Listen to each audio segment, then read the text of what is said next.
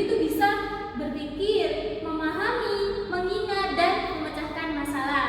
Yang untuk selanjutnya ada tokoh-tokoh penting dalam teori kognitivisme itu ada siapa aja sih? Bisa dijelaskan oleh pemateri kedua yaitu Konita, silakan. Baik, berikutnya akan saya sampaikan siapa saja sih tokoh-tokoh penting yang ada dalam teori kognitivisme. Yang pertama adalah Jean Piaget.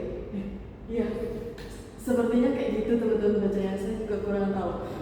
Beliau mengatakan membangun teori tahapan perkembangan kognitif anak. Kemudian untuk tokoh berikutnya ada Jerome Bruner.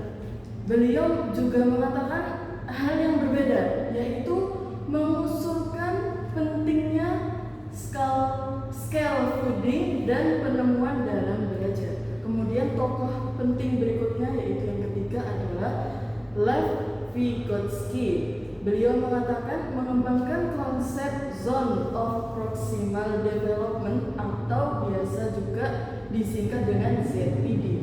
Kemudian untuk tokoh penting yang keempat ada Robert Koepke. Beliau mengatakan menyusun semua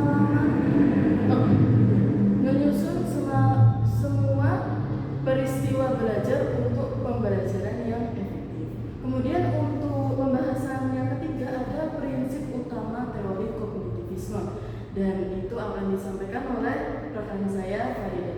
Oke, jadi prinsip utama teori kognitivisme itu ada apa aja sih? Yang pertama itu ada pembelajaran terjadi melalui proses mental internal.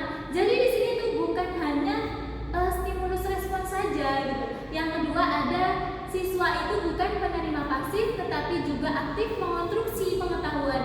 Yang selanjutnya ada pengetahuan disusun dalam skema atau struktur kognitif. Yang selanjutnya ada motivasi instruksi, itu sangat penting. Yang terakhir ada pembelajaran itu melibatkan pemahaman, jadi bukan sekedar menghafal saja.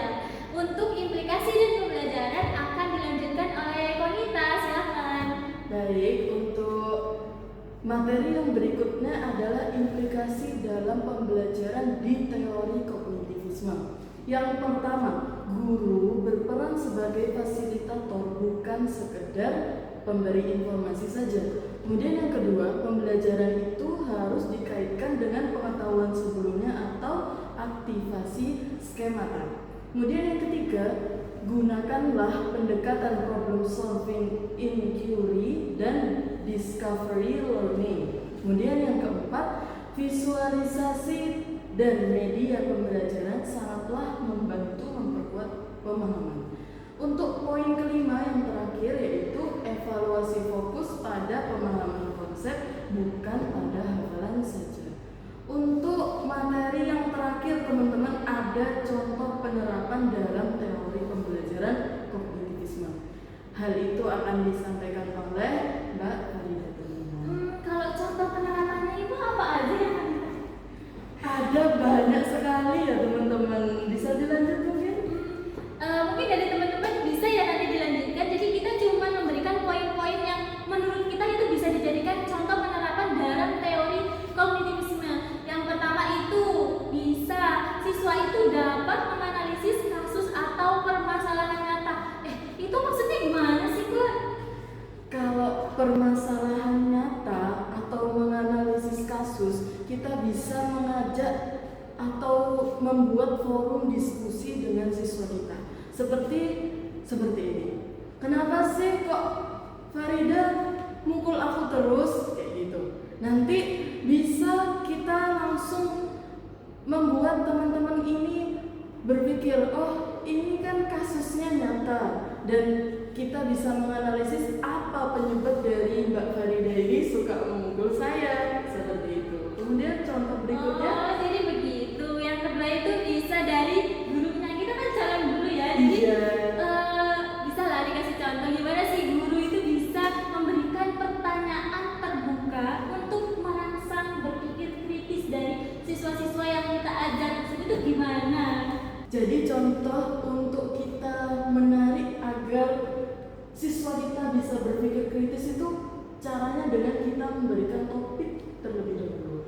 Misal nih, Adik-adik tahu nggak kenapa sih kok sekarang setiap siang itu hujan terus?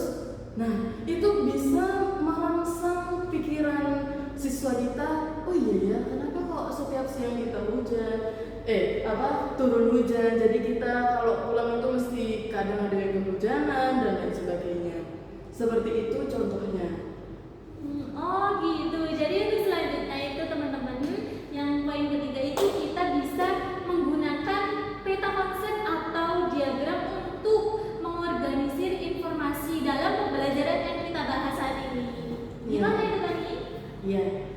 Salah satu contohnya yang bisa kita terapkan kepada siswa kita itu adalah bisa langsung kita gambarkan berupa hal yang nyata. Contohnya, bagaimana sih tiba-tiba sudah jadi sebuah pohon? Pasti ada prosesnya. Itu pasti juga terorganisir, yaitu pertama dari biji terlebih dahulu, kemudian dari biji itu tumbuhnya menjadi tunas, kemudian ada ranting atau batang, kemudian batangnya nanti berdaun, kemudian nanti dia juga berbunga dan berbuah seperti itu. Oh iya paham.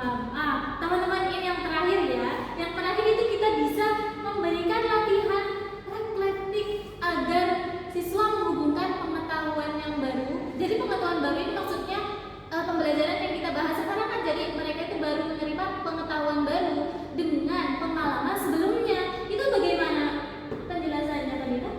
Iya, kita memakai contoh yang paling mudah, misal untuk anak TK. Misal nih, adik-adik, sekarang kita belajar matematika pertambahan. Kalau baru pertama kali belajar, berilah pertanyaan yang paling mudah. Misal, 1 tambah 1 sama dengan berapa? 2. Nah, untuk pengalaman sebelumnya adalah apa? Misal, kita bahas dulu bersama dengan siswa kita. Adik-adik kemarin waktu lebaran dapat THR enggak? Mbak Farida dapat apa enggak?